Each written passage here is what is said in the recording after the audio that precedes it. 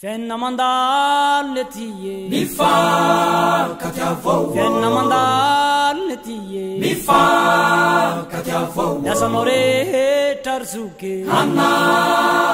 que les femmes peuvent faire 1000 choses à la fois.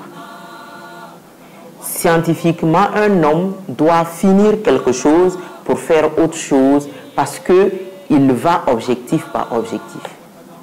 Une femme est capable de faire plusieurs choses à la fois. C'est pour cela que en cuisine, on peut se retrouver en même temps qu'on le prépare, en même temps l'enfant et on le lave, en même temps on nettoie. Notre cerveau, on peut le compartimenter. Et donc c'est une force. J'aime à dire que j'ai de la chance d'être une femme. Je suis Gloria Guissou Cabré, présidente et fondatrice de Ringo Club. Également sportive, ancienne athlète de karaté, mais toujours karatéka, et chimiste de profession. Le sport parce que je suis née dedans et j'y suis restée parce que je me sens bien.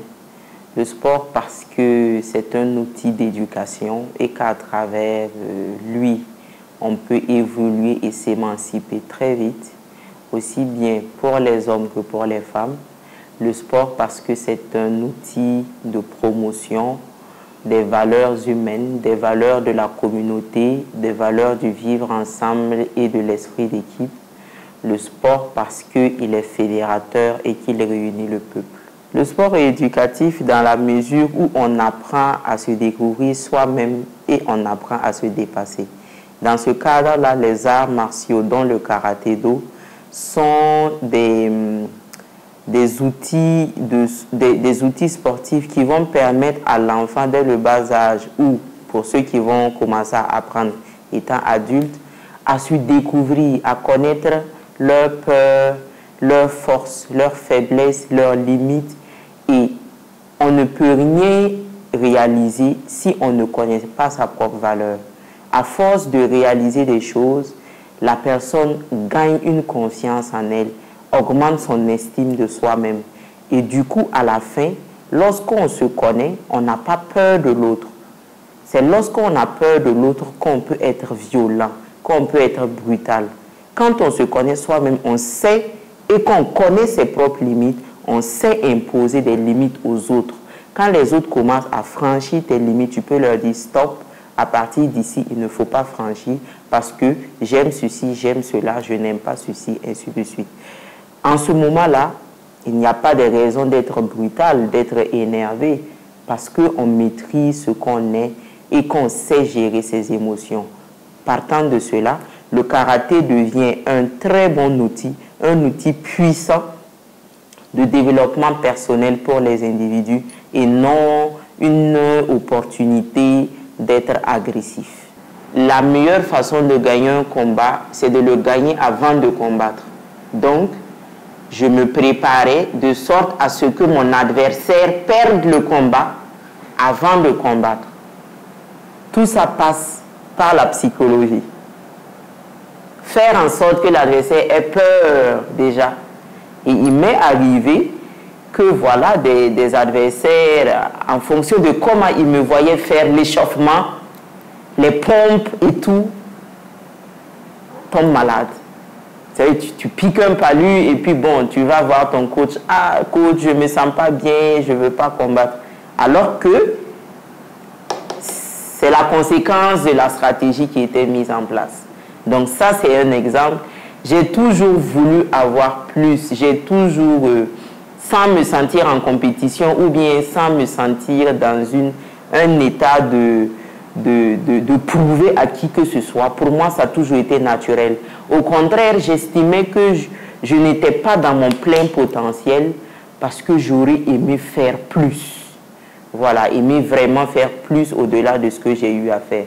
Et mon inspiration, c'était tout simplement d'être meilleur que moi-même. Sur la durée de ma carrière, je suis rentré à l'équipe nationale en 2013 et de là à aujourd'hui, j'ai pu avoir 54 médailles, 28 fois championne nationale, 16 fois championne ouest-africaine, 7 fois championne de zone et vice-championne d'Afrique, médaillée de bronze aux Jeux africains de Rabat 2019 au Maroc. Et c'est à l'issue de ça, en 2020, que j'ai raccroché. J'ai eu une dizaine de coupes de meilleurs athlètes, dont le trophée AJSB 2019. Tous ces trophées sont derrière moi. Tout ce qu'il y a derrière moi, c'est une partie des trophées que j'ai eus parce que j'en ai offert d'autres à des personnes qui ont traversé ma vie, que j'ai trouvé qu'ils ont eu de l'impact sur moi, des professeurs, des amis. Et j'ai également eu des trophées en dehors du sport, comme des prix internationaux, des prix d'entrepreneuriat, de concours de mathématiques, de poèmes, de dessins. Et également des trophées comme le trophée Yenenga de l'année, on pourra en parler. Mais sur toute ma carrière, c'est 54 médailles, une dizaine de coupes et décoré chevalier de l'ordre du mérite de la jeunesse et des sports quand j'avais 21 ans. Alors, Ringo Club, c'est une organisation éduco-sportive, donc éducation et sport, qui a pour mission d'accompagner le développement socio-éducatif des jeunes à travers le sport.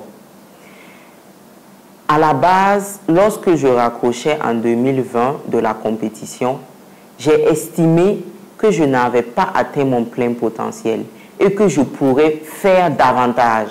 Sauf que, pour plusieurs raisons, il était temps pour moi de raccrocher. Mais je ne vais pas m'éloigner. Je vais proposer quelque chose qui fera en sorte que les plus jeunes n'aient pas forcément à encore passer par les mêmes obstacles.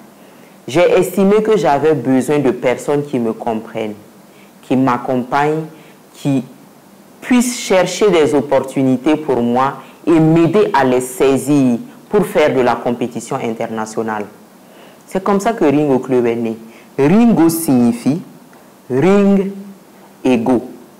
Ring, le ring en anglais, c'est l'aire de combat des boxeurs. Go, c'est aller. Donc, ring-go devient allons sur le ring, donc allons au combat. La philosophie derrière, c'est que rien ne s'acquiert gratuitement. Il faut aller au combat pour se battre et prendre ce dont vous avez besoin. C'est comme cela qu'on crée Ringo avec des personnes qui ont cru en moi au départ. Bon, il faut lancer les choses et ensuite les gens viennent. Mais des gens ont cru, nous avons commencé à travailler et à l'intérieur, il y a plusieurs programmes. On a le programme purement sport-éducation où nous allons accompagner les jeunes à allier sport et études.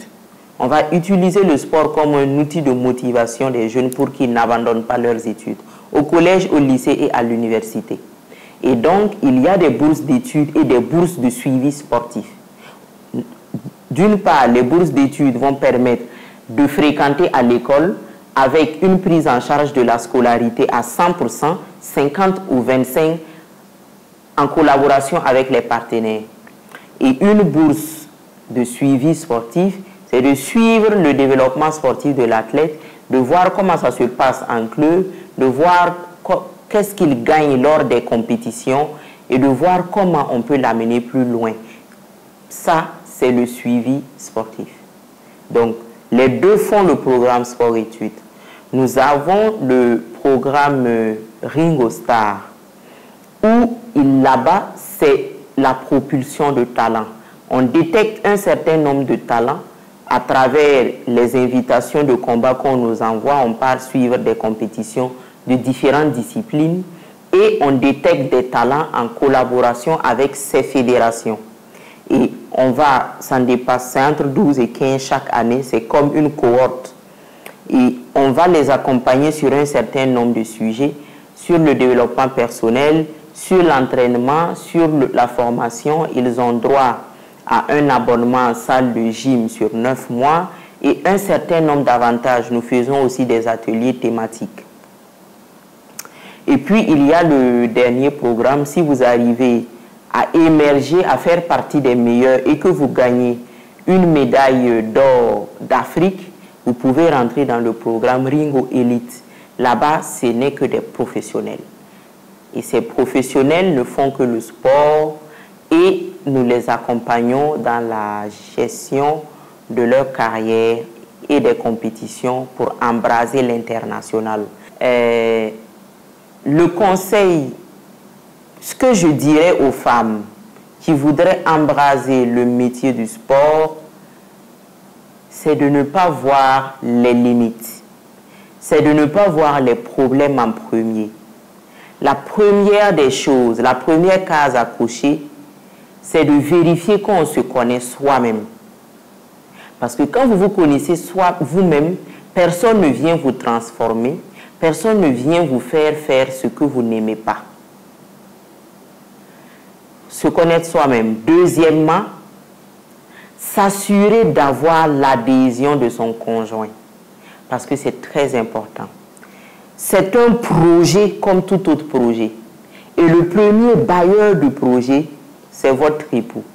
S'il achète le projet, s'il adhère au projet, il sera le premier promoteur du projet.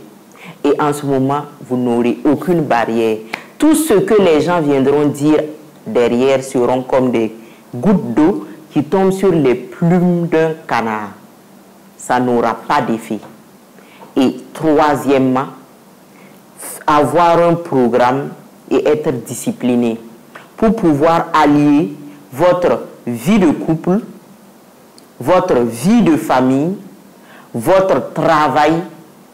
Si c'est uniquement le métier du sport, donc directement le métier du sport, si vous avez un autre travail en dehors, ce travail-là plus votre métier du sport. Mais à un moment donné, entre ce travail et le métier du sport, il faudra choisir. Parce que sinon, vous ne serez pas à 100%. Vous serez juste là. Voilà. Donc, c'est le conseil que j'ai à donner, d'avoir une structure et de ne pas sauter les étapes. Si les étapes sont sautées, ça vous reviendra à la figure.